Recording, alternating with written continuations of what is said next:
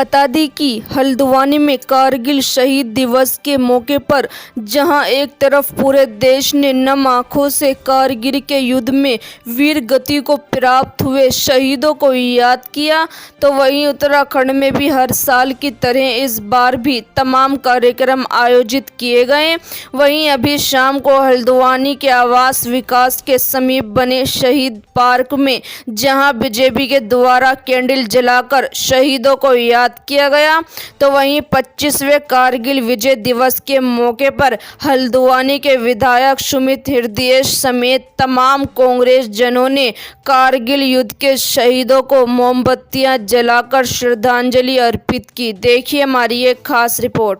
साहस और पराक्रम जो भारतीय सेना के वीर सैनिकों ने जो कारगिल की पहाड़ियों पर दिखाया था, उसको याद करने के लिए हम आज ये जो कारगिल विजय दिवस है इसके यहाँ पर एकत्र हुए हैं और अपनी श्रद्धा सुमन अर्पित करते हैं वीर सैनिकों को, जिनकी शहादत ने इस देश को सुरक्षित रखा है। आज इसी क्रम में हमारे युवा मोर्चा द्वारा ये कार्यक्रम यहाँ आयोजित किया गया है। इसकी पूर्व संध्या पर भी एक मशाल जुलूस युवा मोर्चा द्वारा निकाला गया था और आज अभी स्मरण करने के लिए अपने वीर सैनिकों को तो यहाँ पर हमने एक कार्यक्रम किया है और अभी दीप प्रज्वलित कर उनका श्रद्धा सुमन भी हम अपने अर्पित करें। दिवस मनाया जा रहा है कारगिल में जो शहीद हुए थे उनकी याद में, क्या ऐसा कहता है किस प्रकार से देखते हैं और क्या कहना चाहते हैं आज की? देखिए, कोई कल्पना कीजिए कि कोई एक जवान युवा अपना घर, अपना परिवार, बीवी, बच्चे, माँ बाप, भाई बहन सब कुछ छोड़ देता है, युद्ध के मोर्चे पर जाता है, शहीद अपने आप को शहीद करता है। ये भूल जाता है कि उसके पीछे उसके माँ बाप, अपने देश उसके लिए इतना बड़ा कुर्बानी को देता है। तो ये तो हमारे देश के युवाओं के ब्लड में होना चाहिए कि अगर जब भी वार्षिक रूप से एक बार तो कम से कम हमारे ब्लड के अंदर उनके प्रति कृतज्ञता होनी चाहिए। ये हम युवा पीढ़ी को एक संदेश के रूप में आज यहाँ पर उपस्थित हैं, वो चीज़ हम कभी नहीं भूलेंगे। तो एक छोटा सा बात और ऐड करता हूँ, राजेश अधिकारी जी को मैं बहुत अच्छी तरीके से जानता था, कॉमन मित्रों ने उनका परिचय कराया था। 20 दिन पहले एक बार नैनीताल में मिले थे, जाने से पहले शायद कुछ दिन पहले मिले थे। उनकी मृत्यु तुरंत 15-20 दिन के बाद ही जब उनकी मृत्यु का संदेश आता है तो मैं देखा कि मैंने कहा अभी बंदे की नई शादी हुई थी और उसने कभी भी ये नहीं सोचा कि मुझे मोर्चे से पीछे हटना है, अपने देश को उसने बचाने में इतना बड़ा योगदान दिया। तो एक दिया जलाना, एकमात्र अपने मन के अंदर उसको उनको याद रखना, इतनी कृतज्ञता तो हमारी भी बनती है।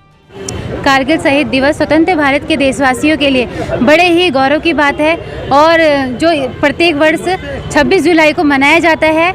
हमारे भारत और पाकिस्तान के युद्ध में 60 दिनों के इस युद्ध में जिस प्रकार देश के सैनिकों ने भारत को अपनी प्राणों की आहुति देकर उन्हें विजय प्राप्त कराई थी, उसी के सम्मान में हर वर्ष 26 जुलाई को ये दिन मनाया जाता है। इसीलिए आज हम सभी कांग्रेस कार्यकर्ता एकत्रित होकर उनके सम्मान में यहाँ उन्हें श्रद्धांजलि देने के लिए एकत्रित हुए हैं। धन्यवाद। देखिए, 25वां कारगिल विजय दिवस है और जो हमारे वीर शहीद, वीर सपूत, सेना के वो वीर जवान, अफसर जिन्होंने अपने जीवन और अपने जो प्राण थे उनका त्याग दिया इस भारत माता के लिए, आज हम उनको नमन और याद करते हैं कि एक व्यक्ति जिसने योगदान दिया कारगिल युद्ध में, उसको हम प्रणाम और नमन करते हैं। और अवश्य उत्तराखंड के लिए गौरव की बात है और उत्तराखंड के लिए एक गर्व की बात है कि यहाँ से भी कई लोग शहीद हुए। उसमें अगर पहले अफसर कोई शहीद हुए थे कारगिल युद्ध में तो हमारे नैनीताल के मेजर राजेश अधिकारी थे। आज हम उन सब महान आत्माओं को हम अपना नमन और प्रणाम करते हैं। साथ ही साथ